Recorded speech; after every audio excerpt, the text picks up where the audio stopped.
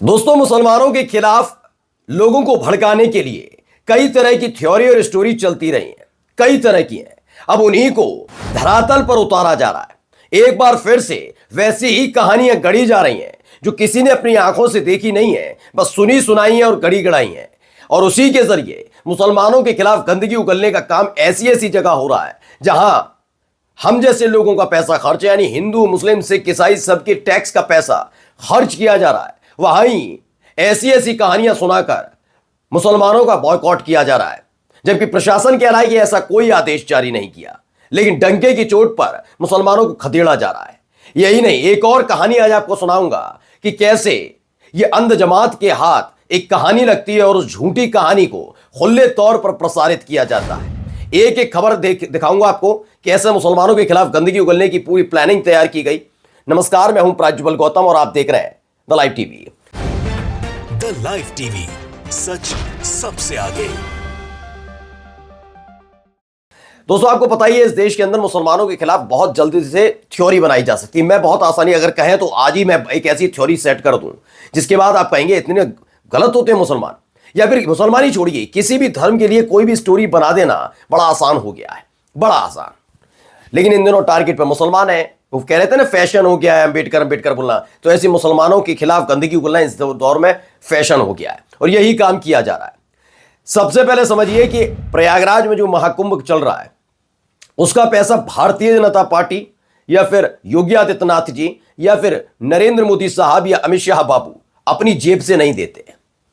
वो अपनी जेब से नहीं देते। वो पैसा आपका, हमारा और सबका होता है, कि सिर्फ सनातनियों का या हिंदुओं का नहीं होता। वो मुसलमानों के से जो टैक्स आता है उसका भी पैसा होता है, सबका पैसा होता है जो अनुदान के तौर पर महाकुंभ के लिए दिया जाता है। लेकिन उसी कार्यक्रम में साफ साफ लफ्जों में कह दिया गया कि मुसलमानों की नो एंट्री है। प्रशासन ने नहीं कहा, प्रशासन तो बैकफुट पर नजर आया है, लेकिन साधु संत कह रहे हैं। पहले देखिए क्या कुछ है। मक्का में अगर सनातनी हिंदुओं का प्रवेश नहीं है, मस्जिदों में प्रवेश करने नहीं देते हैं, तो सनातनियों के मेला में इन लोगों का प्रवेश नहीं होना चाहिए। वक्फ के नाम पर संपत्ति की लूट और ये तमाम चीजों का जिक्र वहां पर किया जाता है। अब देखिए खबर क्या है, मुस्लिम स्पेस की खबर है। इन्होंने कहा कि हिंदू मक्का नहीं जा सकते तो कुंभ में मुस्लिम क्यों। महाकुंभ में मुसलमानों की एंट्री पर बैन पर अखाड़ा परिषद का कहना है कि धर्म बचाने के लिए करना जरूरी है। अच्छा, जब कोई अब्दुल अपना नाम सूर्य रखकर परचून की दुकान खोलेगा या टी स्टॉल लगाएगा तो उसमें जरूर थूकेगा। मैंने कहा ना, इनके लिए थ्योरी बहुत आसान है। बहुत सारी वीडियोस सामने आ गई, उसके बाद उसमें देखने को यह मिला कि वो मुसलमान नहीं हिंदू भी थे जो ऐसी एक्टिविटीज कर रहे थे। मानसिक रूप से जो पूरी तरह से अपंग होते हैं वो ऐसी एक्टिविटीज करते हैं, और वो एक समुदाय से नहीं होते, वो हर समुदाय में पाए जाते हैं। लेकिन क्या कहा गया, ये सारे के सारा मुसलमान ही करता है, क्योंकि उनके मजहब में ये सिखाया जाता है। इनको पता नहीं है कहाँ लिखा है क्या नहीं है, किसने सिखाया, कुछ पता नहीं। मैंने कहा ना, एक कहानी थ्योरी कर दी गई, बस वो रखा जा रहा है कि हमें हिंदू धर्म को भ्रष्ट करना है। इसलिए हमने कहा है कि जितने भी गैर सनातनी हैं उनको मेला क्षेत्र में प्लॉट ना दिया जाए। हमने मुसलमानों के विरोध के लिए नहीं, धर्म को बचाने के लिए ये बात कही है। मुसलमानों के विरोध के लिए नहीं, हमने धर्म को बचाने के लिए कही है। महाकुंभ में मुसलमानों की एंट्री बैन करने के समर्थन में एक तर्क साधु संतों के सबसे बड़े मंच अखाड़ा परिषद के अध्यक्ष रविंद्र पुरी देते हैं। वे मेले की पवित्रता बचाने और इसे सुरक्षित बनाने के लिए इस नियम बनाने की बात करते हैं। जबकि मुसलमानों के बैन पर अपर मेला अधिकारी विवेक चतुर्वेदी ने कहा, यह सब भ्रामक खबर है, ऐसा कोई आदेश सरकार की तरफ से जारी नहीं किया गया। यानी सरकार अपनी पूंछ बचा रही है, तो वही दूसरी तरफ डंके की चोट पर सरकारी आदेश का, मतलब सरकार की तरफ से ऐसा कोई नहीं है, यानी सब आ सकते हैं, उसी आदेश का खुले तौर पर उल्लंघन किया जा रहा है। उल्लंघन किया, धज्जियां उड़ाई जा रही, लेकिन फर्क नहीं पड़ रहा, क्योंकि फर्क पड़ेगा तब ना जब कोई मुसलमान ऐसी एक्टिविटी करेगा। अभी तो साधु संत कर रहे हैं तो उन्हें अच्छा लग रहा है। चलिए अगली खबर देखिएगा। पहले इन दो तस्वीरों को देखिए। एक बच्चा आपको नजर आ रहा हो एक महिला के साथ, वो दावा किया गया यही बच्चा बड़ा हो गया है और इसके बराबर में इनकी मां बैठी है, दुल्हन के तौर पर सज के। अब हम इनकी गंदगी देखिए। गंदगी, मैंने कहा ना, क्यों कैसे थ्योरी बनाई जाती है मुसलमानों के खिलाफ, समझिएगा। अजब गजब नाम का एक ट्विटर हैंडल है, वो क्या लिखता है, लिल्लाह पाकिस्तान से चौंकाने वाली खबर आती है, क्या एक बेटे ने 18 साल तक पालन पोषण करने के बाद अपनी मां से शादी कर ली।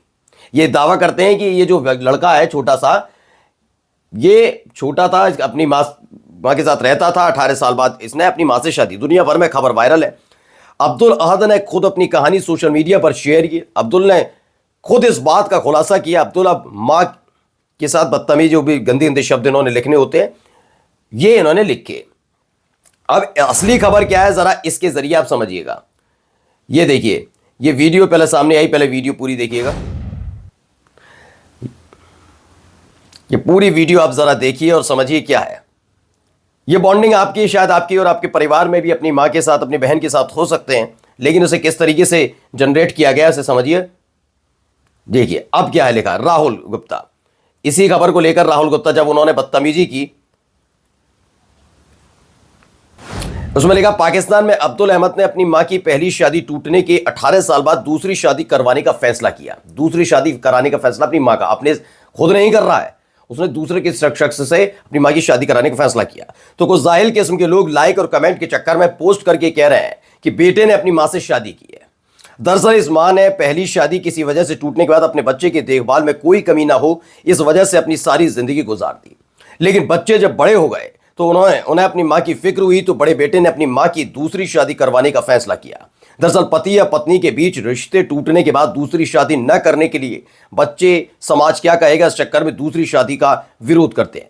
लेकिन इस बच्चे ने खुद अपनी मां की दूसरी शादी करवाने का फैसला किया, जिसकी सभी लोग सराहना भी कर रहे हैं। सोशल मीडिया पर इसका वीडियो वायरल है। उसने वीडियो नहीं लगाया था जो अजब खजब खबर वाला है, क्योंकि उसे मालूम है ये लगाएगा तो उसकी खबर पिट जाएगी।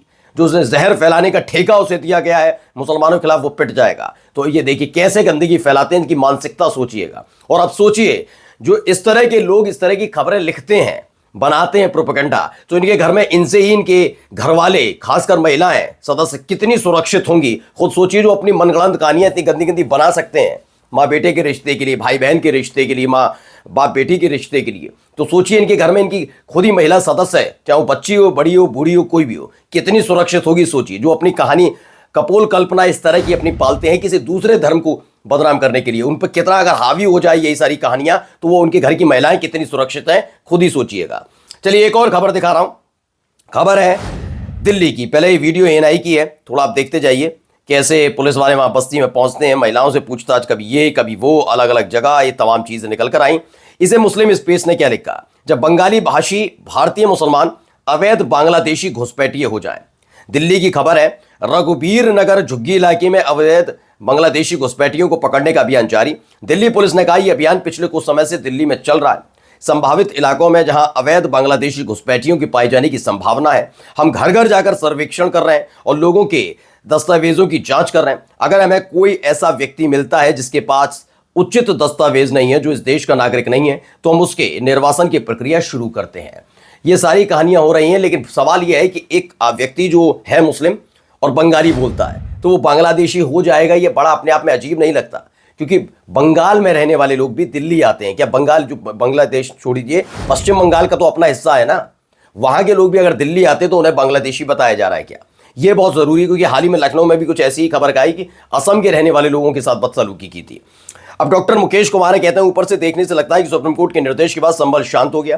पिछले नवंबर के बाद वहां कोई हिंसक घटना नहीं हुई, मगर सच्चाई यह है कि उसे धीरे धीरे और अंदर ही अंदर सुलगाया जा रहा है। उसे एक ऐसे विस्फोटक मुद्दे के रूप में तैयार किया जा रहा है जिससे भरपूर राजनीतिक फायदा उठाया जा सके। सच तो यह है कि संभल को एक और अयोध्या बनाने की तैयारी चल रही है। संभल को तरह तरह की खुदाई और जाने क्या क्या मिल गया जैसी अफवाहों से गरमाया जा रहा है। इसके अलावा समाजवादी पार्टी के सांसद जियाउर रहमान बर्क को तरह तरह से परेशान किया जा रहा है, तो एक पुलिस चौकी की स्थापना को किलेबंदी साबित किया जा रहा है। ये सारी उकसाने वाली कार्रवाइयां हैं। शासन प्रशासन चाहता है कि मुसलमान भड़कें और कोई ऐसी हरकत कर दें कि उन्हें फिर से उनके खिलाफ कार्रवाई करने का मौका मिल जाए। अभी तक ये नहीं हुआ कि मगर अब कब हो जाए या करवा दिया जाए कोई नहीं जानता। सोचिए हो रहा है ये समझने की जरूरत है। आप खुद भी अपने घर में बैठ के जब ये न्यूज़ देखते होंगे तो लगता होगा ये क्या है। अब बस सवाल ये है कि आप मुस्लिम कम्युनिटी से है तो आप दूसरे स्तर पर सोचते होंगे, और अगर आप हिंदू कम्युनिटी से है तो दूसरे स्तर पर सोचते होंगे। लेकिन ये हो रहा है, आप खुली आंखों से देखिए। अगर कहा जाए कि संभल को टाइम बम पर बैठा दिया गया तो अतिशयोक्ति नहीं होगी। वाकई ये बड़ा हास्यास्पद नजर आता है कि इस देश के अंदर संविधान की शपथ लेने वाले ही संविधान की धज्जियां उड़ाते हुए नजर आते हैं और कॉन्स्पिरेसी जनता के खिलाफ रचते हुए नजर आते हैं। एक और खबर है, जाते जाते दिखा रहा हूं, पहले बयान सुनिए भाई का। कि जब तक पाकिस्तान में एक भी हिंदू है वो भारत नहीं आ जाता, और भारत में वो पाकिस्तान नहीं चला जाता, तब तक मैं भारत के विभाजन को पूर्ण नहीं मानूंगा। इसका मतलब अभी तक पूर्ण नहीं है। इतनी बड़ी बात उन्होंने उनके कुछ साथियों ने कहा, डॉक्टर साहब जब सब लोग सहमति दे रहे हैं तो आप भी दीजिए, क्या परेशानी। तो ये द मुस्लिम ने किया है ट्वीट। उन्होंने कहा कि हिमाचल प्रदेश के ऊना में 27 दिसंबर, हिमाचल प्रदेश में फिर बता देता हूं बीजेपी शासित राज्य ही नहीं, इन दिनों हिमाचल में भी कुछ ऐसे ही हालात बने हुए हैं। है कांग्रेस के शासन, लेकिन हालत यही है, भारत के सभी मुसलमान पाकिस्तान नहीं चले जाते और पाकिस्तान के सभी हिंदू भारत नहीं चले जाते, तब तक विभाजन अधूरा रहेगा। विश्व हिंदू परिषद बजरंग दल द्वारा आयोजित त्रिशूल दीक्षा कार्यक्रम में राष्ट्रीय संयोजक नीरज डोनेरिया ने मुसलमानों को निशाना बनाते हुए भाषण दिया। मैंने शुरुआत में आपसे कहा था कि आज एक एक चीज आपको दिखाऊंगा कि किस तरीके से मुसलमानों के खिलाफ कॉन्स्पिरेसी थ्योरी जनरेट की जा रही है। बताया जा रहा है कि ये कितने बड़े दुश्मन है हमारे, लेकिन जो लोग ऐसी कहानियां बना रहे हैं वो संविधान के दुश्मन है। नमस्कार। द लाइव टीवी, सच सबसे आगे।